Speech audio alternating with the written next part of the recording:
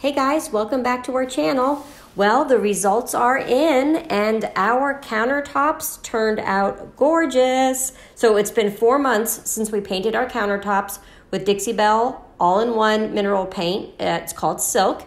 And we did 4 coats of Varathane Water-Based Polyurethane as a sealer.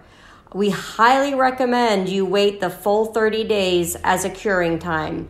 Even around the sink, the paint and Varathane held up fantastic.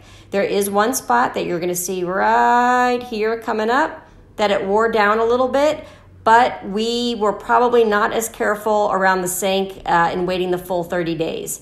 Around the stove, it still looks beautiful. We do have one nick that you're going to see coming up here again, and that is really the only problem that we had. So we hope you guys give this a try. Let us know if you do. Thanks so much.